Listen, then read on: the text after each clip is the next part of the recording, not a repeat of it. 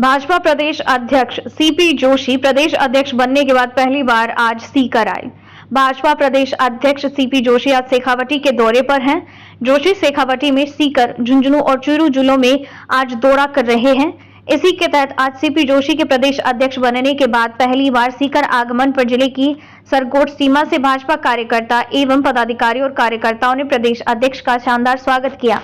भाजपा प्रदेश अध्यक्ष सीपी जोशी ने भाजपा जिला कार्यालय पर बीजेपी के कार्यकर्ताओं की मीटिंग ली और कार्यकर्ताओं से 2023 के विधानसभा चुनाव के लिए तैयारियों में जुट जाने के लिए कहा। जोशी ने बैठक में संबोधित करते हुए केंद्र सरकार के 9 साल बेमिसाल पर आयोजित समारोह में केंद्र सरकार की योजनाओं के बारे में बताया और भाजपा कार्यकर्ताओं से आह्वान किया कि वो केंद्र सरकार की योजनाओं को जन जन तक पहुंचाएं और आम जन को केंद्र सरकार की योजना का लाभ पहुंचाएं। उन्होंने आगामी विधानसभा चुनाव में एकजुट होकर भाजपा को जिताने का आह्वान किया। पत्रकारों से बात करते हुए कहा कि केंद्र सरकार ने 9 साल में देश में काफी विकास करवाया। प्रधानमंत्री नरेंद्र मोदी को स्वास्थ्य से लेकर शिक्षा को लेकर और किसानों के लिए बहुत सी योजनाएं लेकर आए हैं और उनको लागू भी किया है। वहीं दूसरी ओर राजस्थान की गहलोत सरकार के कार्यकाल में कहीं कोई विकास नहीं हुआ। नवभारत समाचार के लिए राजस्थान के सीकर से जगदीश सिंह पवार की रिपोर्ट। ये देखिए कि जनधन का खाता हो, चाहे प्रधानमंत्री आवास हो, चाहे शौचालय हो, चाहे गैस का कनेक्शन हो, रिकॉर्ड के आधार पर कह सकते हैं कि जो काम 60 वर्षों में नहीं हुआ उस मुकाबले में 9 वर्षों में ज्यादा काम हुआ। अगर 60 वर्षों में ईमानदारी से काम होता तो भारत आज दुनिया का सर्वोच्च राष्ट्र बनता। अर्थव्यवस्था में हम देखें तो दुनिया के जिस देश ने हमें गुलाम बनाया था उस देश को भी पछाड़कर जहां टॉप फ्रेजाइल इकोनॉमिक में हिंदुस्तान आता था, टॉप 5 इकोनॉमिक में हिंदुस्तान आया है। और इंटरनेशनल मॉनेटरी फंड जैसी संस्थान कहती है कि आने वाले 3-4 वर्षों में भारत टॉप 3 में पहुंचेगा। कई देशों में इस कोविड पैंडेमिक के बाद वहाँ की हालत बड़ी बिगड़ी है। कई देशों में तो अनाज और आटे के लिए गनमैन रखने पड़ते हैं, बंदूक के साए में रखना पड़ता है। लेकिन भारत ऐसा देश है जिन्हें इस महामारी के संकट में भी 81 करोड़ लोगों को भारत सरकार ने कोई भूखा नहीं सोए, एक बेटा बनकर, परिवार का सदस्य बनकर देश के प्रधानमंत्री ने ये कल्याण का काम भी किया है। देश के विकास के साथ हमारी सांस्कृतिक आध्यात्मिक धरोहर 500 वर्षों पुराना हमारा सपना कि अयोध्या में प्रभु श्री राम का मंदिर बने, कश्मीर में धारा 370 हटे, 3 तलाक का कानून बने, नागरिकता संशोधन कानून आए। जो लोग कल्पना नहीं कर सकते थे वो भी इस देश की जनता ने देखा है। हम विकास की दृष्टि से देखें तो जहां रेलवे में राजस्थान को 650 करोड़ 2013-14 में मिलता था, वो 2022-23 में 9,500 करोड़ राजस्थान को मिला है। ग्रामीण सड़क हो या केंद्रीय सड़क निधि की सड़क हो, चाहे हाईवे हो, नेशनल हाईवे हो, चाहे हर गांव में पीने का शुद्ध पानी पहुंचाना हो, चाहे गरीब को आवास बनाना हो, चाहे हर घर में शौचालय देना हो, जिन गांव ढाणी में बिजली नहीं पहुंची हो वहां सौभाग्य योजना के माध्यम से बिजली पहुंचाना हो, आजादी के अमृत महोत्सव में हर जिले में 75 अमृत सरोवर बनाना हो, मनरेगा के माध्यम से क्षेत्र के विकास के साथ गरीब का हाथ मजबूत करना हो, रोजगार देना हो। हेल्थ सेक्टर में हम लोग देखें तो राजस्थान के 30 जिलों में आज मेडिकल कॉलेज है। 30 में से 23 मेडिकल कॉलेज नरेंद्र मोदी जी ने पिछले 9 वर्षों में राजस्थान को दिए। हर 7 दिन में एक यूनिवर्सिटी, हर 2 दिन में, हर 1 दिन में 2 degree college. National health mission के माध्यम से पीएचसी, सीएचसी हो, चाहे डिस्ट्रिक्ट हॉस्पिटल हो, समग्र शिक्षा अभियान के माध्यम से स्कूलों में संस्थागत ढांचा बनाना हो, रूसा के माध्यम से हायर एजुकेशन में और यूजीसी के माध्यम से डेवलपमेंट करना हो, जहां देश रक्षा उत्पादों में दुनिया पर निर्भर रहता था। 9 वर्षों में भारत आज 300 ऐसे रक्षा उपकरण है जिनको खुद हिंदुस्तान बनाने लगा है, और तेजस जैसे फाइटर प्लेन अमेरिका जैसे देश भी लेने के लिए लाइन में खड़े हैं। ये ताकत और डिफेंस कॉरिडोर भारत में बना है, ताकत पिछले 9 वर्षों में खड़ी है। कल्याण के ध्येय को लेकर काम शुरू किया, और इन 9 वर्षों में जो काम हुआ है वो पिछली सरकारों ने 60 वर्षों में नहीं कर पाया।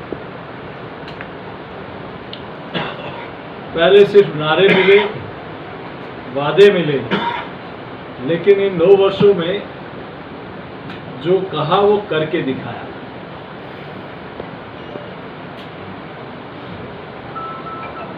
जब नरेंद्र मोदी जी को सेंट्रल हॉल में नेता चुना गया, उस दिन का उनका देश के नाम संबोधन, मेरी सरकार गांव, गरीब, पीड़ित, शोषित, वंचित वर्ग के लिए, किसान, युवा और महिला सशक्तिकरण के लिए होगी।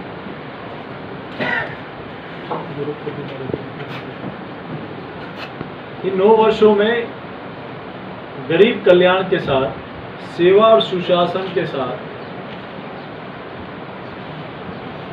देश की सीमा भी सुरक्षित हुई है,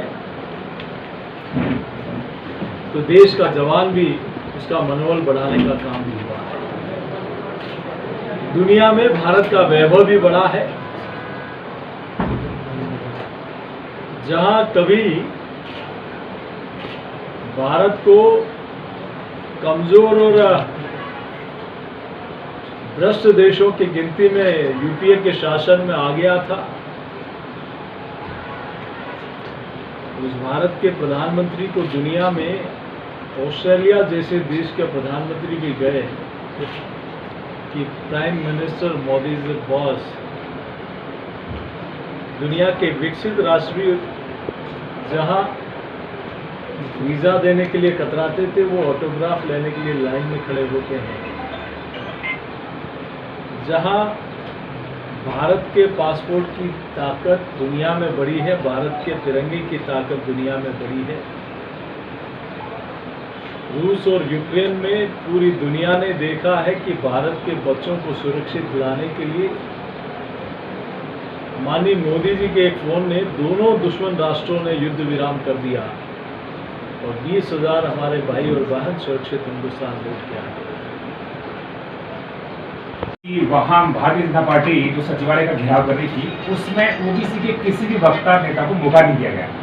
मुझे लगता है कि हमारे पार्टी के प्रवक्ता ने इसका जवाब दे दिया है, सब आ चुका है। आजकल ये जो लंबी लाइन है ना, उससे थोड़ा विचलित है, ये स्वाभाविक है।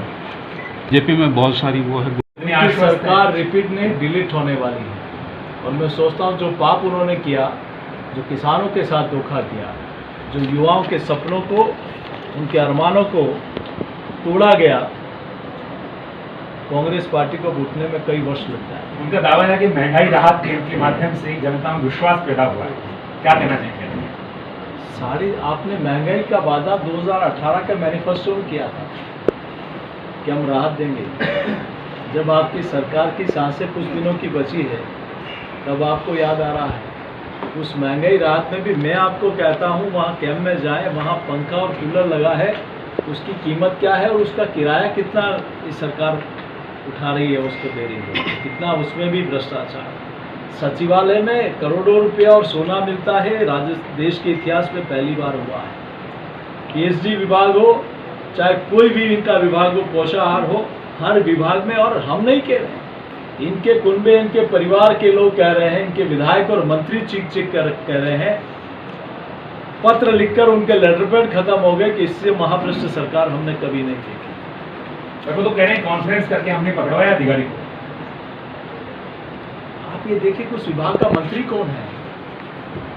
90 लोगों का बेड़ा है उस विभाग में, और इस विभाग का मुखिया कौन है?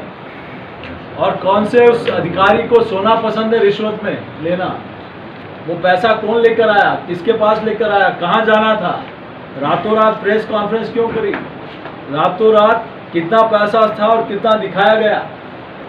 5,000 करोड़ का घोटाला है उस विभाग में, और क्यों एक अधिकारी के स्थान पर जमा हुआ है, कौन खेल इसके पीछे किसकी सरपरस्ती में हो रहा है, एक यक्ष प्रश्न है। इसलिए निश्चित रूप से जहां जांच नहीं होती है, मैं आपसे प्रश्न आपके बीच में बात करता हूं कि एंटी करप्शन ब्यूरो ने 600 केस बनाए, 600 में से कितने मामलों में आपने अभियोजन स्वीकृति दी कि इसकी कार्रवाई हो, क्यों रोका गया? जब वो एंटी करप्शन ब्यूरो ने उसके ऊपर केस बना लिया, जिस कुर्सी पर जिस अधिकारी ने भ्रष्टाचार किया, मामला बना, हटाया, उसी कुर्सी पर वापस बिठा दिया, इसका मतलब आप उसमें लिप्त हैं, ये स्पष्ट दिखता है। राजस्थान में एक ऐसी सरकार है जो झूठ की बुनियाद के आधार पर बनी,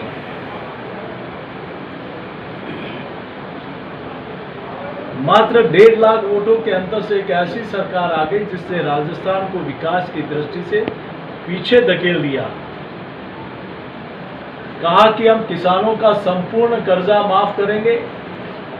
आज हजारों किसानों की जमीन नीलाम हो रही है, किसान आत्महत्या कर रहे हैं, लाइव मुख्यमंत्री को दोषी मानते हुए। तो ये पाप राजस्थान की सरकार ने किया है। कहा कि हम 5 वर्ष में बिजली के दाम नहीं बढ़ाएंगे। भारतीय जनता पार्टी की सरकार ने 10,000 तक का बिजली का बिल माफ किया। इस सरकार ने आते ही उसको चालू कर दिया, और 4.5 वर्ष में अनेक बार फ्यूल चार्ज, सरचार्ज, बिजली के आज बिल का 2018 और 23 का बिजली का बिल उठा के देखेंगे। मैं मुख्यमंत्री से कहता हूं कि आप वास्तव में राहत देना चाहते हैं तो 4.5 वर्ष में जितनी जेब आपने उपभोक्ताओं की, किसानों की काटी है, वो पैसा, बढ़ाया हुआ पैसा, चूंकि आपने वादा किया था कि हम 5 वर्ष में पैसा नहीं बढ़ाएंगे, आप वास्तव में राहत देना चाहते हैं तो पैसा जनता को वापस लौटाएं। आप वादे के पक्के हैं तो किसानों का संपूर्ण कर्जा माफ करें। सबसे ज्यादा डीजल, पेट्रोल और बिजली किसी राज्य में महंगी है तो उस राज्य का नाम है राजस्थान। 4.5 वर्ष में आपने दूसरे राज्यों की तुलना में जितना वेट ज्यादा वसूला है, आम आदमी से, आम गरीब से, आम किसान से, वास्तव में आपकी राहत देने की मंशा है तो वो 4.5 वर्षों में जो जेब काटी है आपने, वो पैसा वापस जनता के खातों में डाल।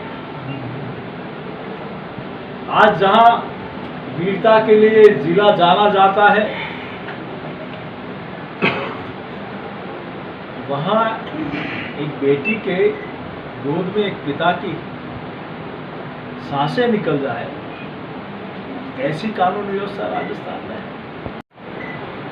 दलित अत्याचार में देश में 1 नंबर पर, महिला और बच्चियों पर अत्याचार में देश में 1 नंबर पर, सबसे महंगा पेट्रोल राजस्थान में, सबसे महंगी बिजली राजस्थान में, सबसे महंगा डीजल राजस्थान में, साइबर क्राइम में 1 नंबर पर, दलित अत्याचार में 1 नंबर पर, बेरोजगारी में 1 नंबर पर, पेपर लीक में 1 नंबर पर।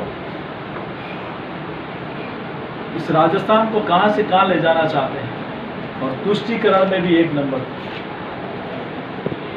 जहां मंदिरों को तोड़ा जाता है, भगवा पताकाओं पर प्रतिबंध लगाया जाता है, हमारे पीएफआई जैसे आतंकवादी संगठन को परमिशन, और रामनवमी और हिंदू नववर्ष और बाबा रामदेव पर जाने वाले यात्रा पर प्रतिबंध लगाया जाता है। ये मुगलिया प्रेमी सरकार, जिसमें मुगल आक्रांताओं के एनसीईआरटी ने पाठ निकाल दिए और हमारे गौरवशाली महापुरुषों के नाम जोड़ दिए, तो 1.5 करोड़ किताबों को